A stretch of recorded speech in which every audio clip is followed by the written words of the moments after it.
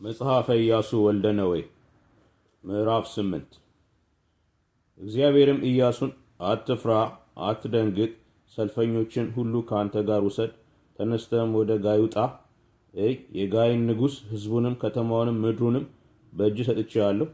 በኢያሪኮና በንጉሷም እንዳደረግ እንዲሁ በጋይና በንጉሷ ታደርጋለህ። ምርኮኗንና ከብቷን ግን ለራሳችሁ ትዘርፋላችሁ።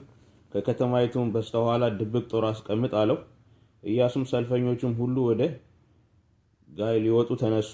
ኢያሱም ጽኑዓን ኃያላን የሆኑትን 30,000 ሰዎች መረጠ።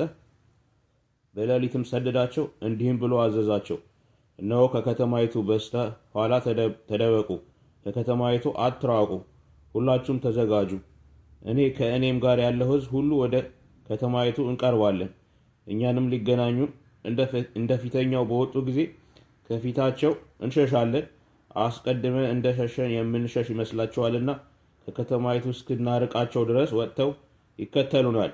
እኛም ከፊታቸው እንሸሻለን። እናንተም ከተደበቃችሁበት ስፍራ ተነሱ። አምላካችሁም እግዚአብሔር እርሷን በእጃችሁ አሳልፎ ይሰጣልና ከተማይቱን ያዙ። በያዛችኋትም ጊዜ ከተማይቱን በእሳት አቃጥሏት። እንደ እግዚአብሔር ቃል አድርጉ፣ እነሆ አዝዣችኋለሁ።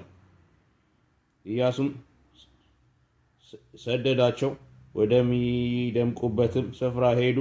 በጋይና በቤቴል መካከል በጋይ በምዕራብ በኩል ተቀመጠ። ኢያሱ ግን በዚያች ሌሊት በሕዝቡ መካከል አደረ።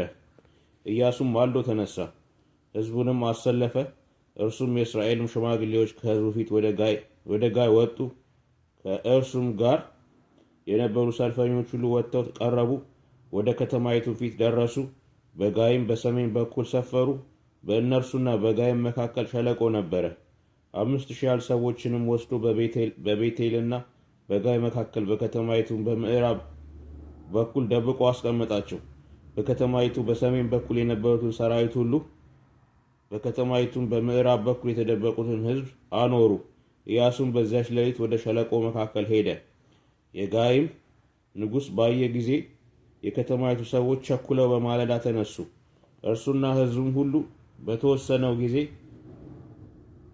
በአረባ ፊት ወዳለው ወደ አንድ ስፍራ እስራኤልን በሰልፍ ለመገናኘት ወጡ። ከከተማይቱም በስተኋላ ግን ድብቅ ጦር እንዳለ አያውቁም ነበር።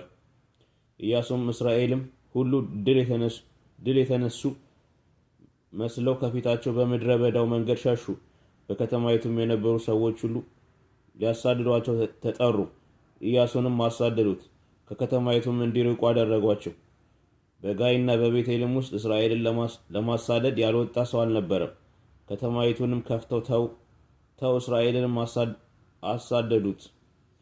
እግዚአብሔር ኢያሱን ጋይን በእጅ አሳልፌ እሰጥሃለሁና በእጅ ያለውን ጦር በላይዋ ዘርጋ አለው።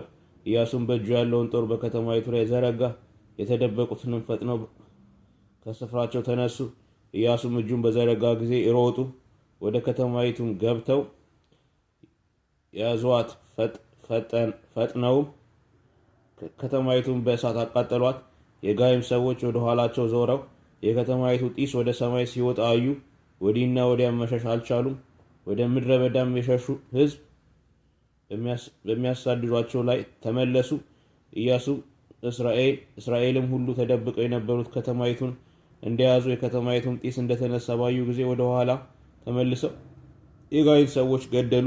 ሌሎችም በላያቸው ከከተማይቱ ወጡ። የጋይም ሰዎች በእስራኤል መካከል ሆኑ። እስራኤልም ከበቧቸው፣ አንድ እንኳን ሳይቀር ሳያመልጥም ገደሏቸው። የጋይንም ንጉሥ ሳይሞት ይዘው ወደ ኢያሱ አመጡት። እንዲህም ሆነ፣ እስራኤልን ሊያሳድዱ ሄደው የነበሩትን የጋይን ሰዎች ሁሉ በሜዳና በምድረ በዳ ከገደሏቸው በኋላ እነርሱም በሰይፍ ስለት እስኪያልቁ ድረስ ከወደቁ በኋላ እስራኤል ሁሉ ወደ ጋይ ተመለሱ፣ በሰይፍም ስለት መቷት። በዚያም ቀን የወደቁት ሁሉ ወንድም ሴትም የጋይ ሰዎች ሁሉ 12,000 ነፍስ ነበሩ።